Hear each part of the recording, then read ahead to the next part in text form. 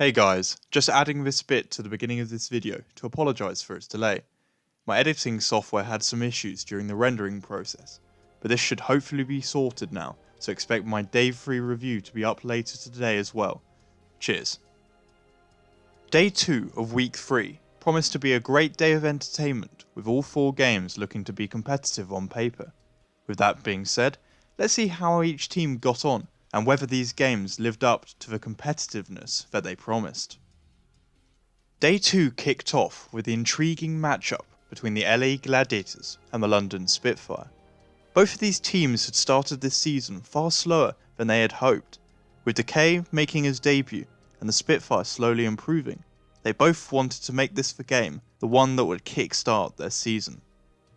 The first round on Busan suggested that the Gladiators had an edge, with Decay standing out on Zarya, having replaced Shawful.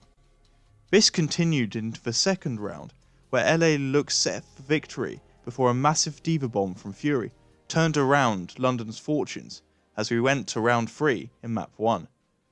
In the end, London, continuing from last week, showed better ultimate management and edged out the map. The following maps continued to be competitive, with ultimate management the deciding factor in most teamfights.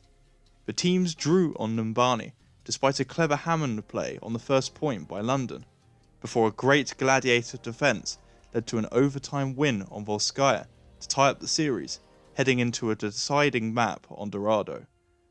Aside from Decay's great debut, the only other thing standing out was Gesture's preference to run Winston rather than his Rhine, that has received a lot of criticism. Therefore, he was lucky that the maps in this series largely favoured the Winston. Otherwise they would be having similar issues to Philadelphia and Sado. As for Dorado itself, London finally brought out their Sombra goes, but appeared to cause the Gladiators a lot of problems. Notably, after they reached the second stage, where the Spitfire proceeded to spawn camp LA with EMP for a number of minutes without reply. Eventually they managed to break out, but could only push their cart a short distance before their round finished. This set up the London Spitfire nicely, who, without too much trouble, reached their target in good time, taking the map and us the series 2-1. This continues their great run after a terrible week 1, and condemns the Gladiators to yet another defeat in the face of a strong strength of schedule. Game 2 of the second day saw the Toronto Defiant take on the New York Excelsior, with nearly every person expecting an Excelsior victory. The main question was in what manner they would achieve this, and how well the Defiant would play in a likely defeat.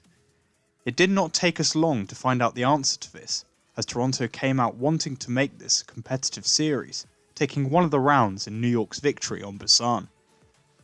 Envy in particular was playing very well, and with Neko returning he provided more balance and security at the Zen position than they have had recently.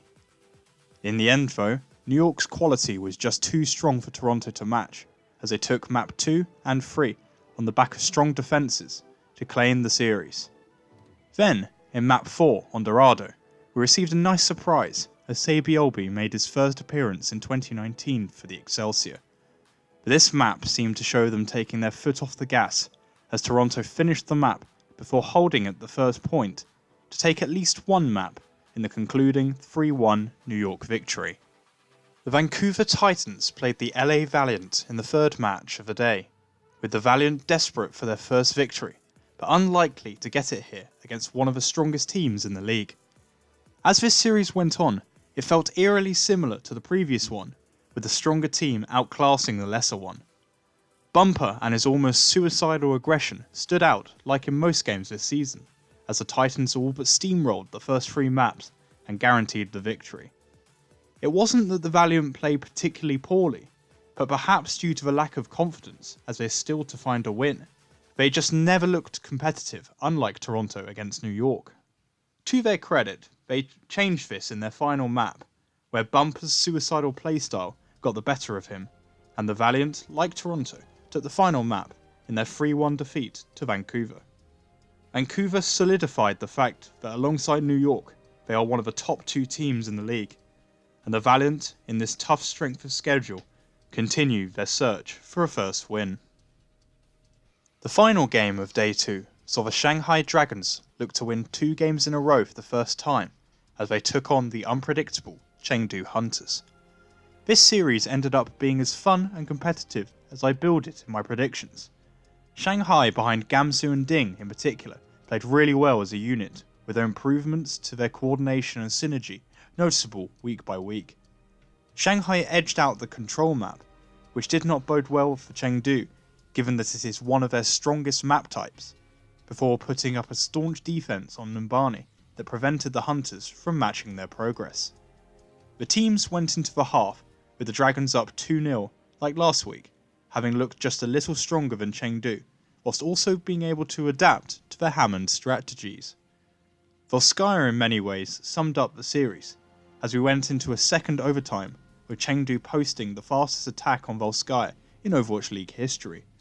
But in the end, it seems that the Hunters' strategies with Hammond and Sombra may be becoming both predictable and planned for, as Shanghai once again edged them out to guarantee their second consecutive victory.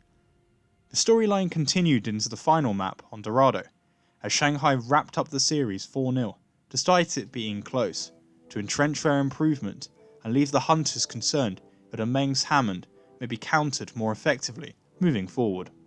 After a successful first day of predictions, I returned to even on day 2, as I got 2 correct and 2 wrong. The LA Gladiators against the London Spitfire was as close as I imagined, but I had hoped decay would be the deciding factor, but in the end it edged the way of London. The New York and Vancouver games went just as I had anticipated, except that I thought that the Valiant would have been a little more competitive. As for the final game, I slightly overestimated the unorthodox composition of the Hunters, and didn't think the Dragons would adapt as well as they did throughout the series. Looking forward to day 3, we begin with one of the games of the week as the Paris Eternal take on the Atlanta Reign, before the improving Florida Mayhem take on a Houston Outlaws side that has been performing poorly up to now. The San Francisco Shock will hope to make easy work of the Washington Justice as we finish with the competitive matchup between the Dallas Fuel and the Shanghai Dragons. With that, I'd like to thank you for watching. Please like and subscribe for more Overwatch League content moving forward.